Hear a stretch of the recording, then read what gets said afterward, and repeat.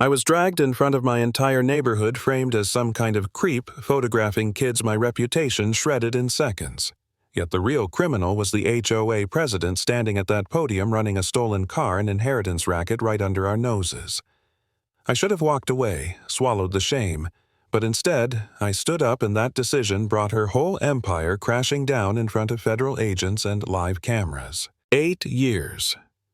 I'd lived in Meadowbrook Heights, paid extra every month for parking spot number 23, never thought much about HOA politics. I'm Michael Smith, 42, accountant now, but I spent 10 years as a mechanic before switching careers. Life was steady work, my wife Jennifer, our neighbors, until Tyler Morgan rolled in 6 months ago with that cherry red Porsche 911. Every morning I'd pull in, and there it was gleaming in my spot like it owned the place. The first morning I caught him, I thought maybe it was a mistake. But when he climbed out in designer clothes, looked me dead in the eye, and deliberately slammed his door into my Toyota, I knew it wasn't an accident. The sound of metal on metal echoed through the garage, and he smirked. Oops. Parking's tight. Maybe learn to park better, old man. That's the kind of smug grin that makes your blood pressure spike. I told him straight up. You just scratched my car. He shrugged, flipped me off, walked away. Prove it, he said. I knew enough from my mechanic days this was no accident. It was a message. And the more I looked, the more I realized he was strutting around like he was untouchable. Turns out he was. His mother, Laura Stone, had been our HOA president for 3 years. Perfect blonde bob clipboard glued to her hand, every inch the suburban dictator. The moment I complained, she swooped in like she'd been watching from her window. Problem here. Tyler? He played the victim instantly. This guy's harassing me about parking. Laura's cold blue eyes landed on me. Mr. Smith, Tyler has every right to use visitor spaces. I pointed at my spot at his expired yellow pass, but she cut me off with a smile that wasn't a smile. I'll handle his documentation personally. Don't interfere. The way she said interfere sent a chill down my spine. I told myself I'd let it go, but then I noticed things. Tyler guarding that Porsche like it was nuclear codes. Whispering into his phone, darting his eyes like he expected someone to jump him. It didn't match the brat act. My fraud investigator brain lit up. I started documenting photos of the scratches timestamps expired, permit his car parked across 2 spots. Piece by piece like I'd build a fraud case at work. But then Laura turned the tables. One Saturday morning she called an emergency HOA meeting. Whole community packed into the center, whispers about a serious safety concern. I should have sensed the setup. She clicked her projector, and suddenly there was grainy footage of a figure near our playground, camera in hand. Then she said the words that made my stomach drop. Michael Smith has been conducting unauthorized surveillance of children in our community. Heads turned, parents pulled their kids close. Even Patricia, the sweetest old neighbor, looked at me like she didn't know who I was. I tried to defend myself, but she had photos of me near the lot by the mailboxes lurking at night. Except I knew exactly what those were. I'd been documenting Tyler's shady phone calls, his meetings with strangers. Laura had twisted every piece of my investigation into something vile. My throat closed up. Was I wrong? Had I obsessed too much over a spoiled kid in my parking spot? Maybe I was the crazy neighbor everyone whispered about. For the first time, I considered walking away. Then David Wilson stood up. Old friend, fellow mechanic, the kind of guy who knows engines and electronics better than anyone. That video's fake, he announced. The room froze. He pointed out shadows going the wrong direction. Trees that didn't match metadata inconsistencies. Piece by piece, he tore the footage apart. For the first time, Laura's perfect smile cracked. That's when Patricia shuffled over to me later with half-burned bank statements she'd found under Laura's deck statements showing money flowing from Tyler's trust fund into Laura's personal accounts. The cracks widened. Tyler himself showed up at my door one night, no swagger left, just fear. "Laura's getting angry about your questions," he whispered. "Maybe you should stop." I asked why he cared, and he muttered, "I don't want anyone getting hurt." That's when it hit me.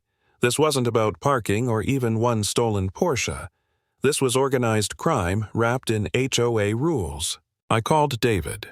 He ran the Porsche's VIN through his system and confirmed my worst suspicion it matched a vehicle stolen 8 months earlier from a disabled veteran Staff Sergeant Miller. I met Miller in his garage standing with a cane uniform, pressed eyes filled with anger and pride.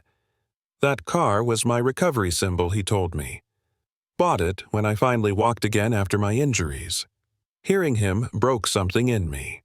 Laura wasn't just covering for her bratty son, she was running a network targeting wounded veterans. And Tyler. He wasn't untouchable. He was trapped. From that point, I couldn't quit. Even when Laura doubled down, slashing my tires, sending anonymous notes saying, "This is just the beginning," even throwing a brick through my living room window with a photo of Jennifer, my wife, and the word soon scrawled across it, I refused to back down. For a night, I considered packing bags, leaving it all behind. But when I saw that photograph taped to my window, my wife's face defaced with a threat, I knew quitting wasn't an option. We gathered evidence, David with technical analysis, Patricia with financial papers, Miller with federal contacts, and finally Tyler broken, bruised, but ready to tell the truth. He confessed Laura had manipulated him since his parents' car accident 18 months earlier. Brake lines cut. Officially ruled an accident, but he suspected otherwise. Laura had her self-appointed guardian siphoned his inheritance, forced him to drive stolen cars while she laundered money through HOA documents. And when he resisted, she beat him into submission. By Friday, Laura staged another grand meeting, this time inviting press. Her plan, paint me as unstable parade, Tyler's psychiatric transfer frame, our exit as voluntary.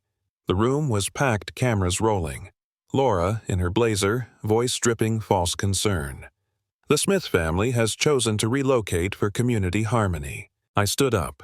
Before we discuss departures, let's talk about stolen cars, stolen inheritances, and stolen lives. Gasps rippled. I pointed at the Porsche. That vehicle was stolen from Staff Sergeant Miller, a disabled veteran.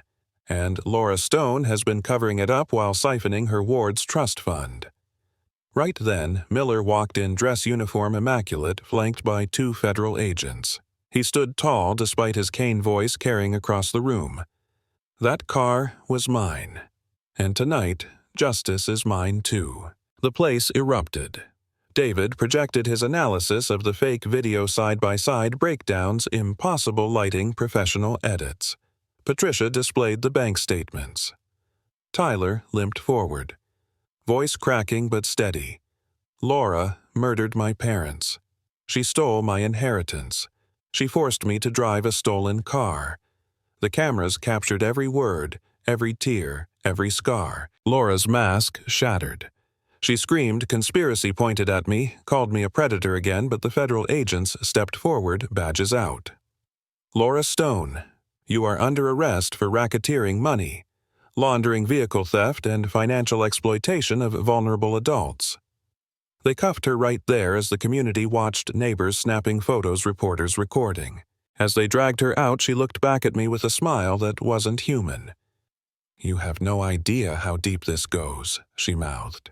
And just like that, the suburban queen of our HOA was gone, revealed as a criminal mastermind, hiding behind bylaws and meeting minutes. And me, I was left standing in the wreckage of my reputation. My car still scratched my window, still shattered, but with one undeniable truth. Sometimes the quiet neighbor in the corner isn't helpless at all. Never underestimate the power of paying attention.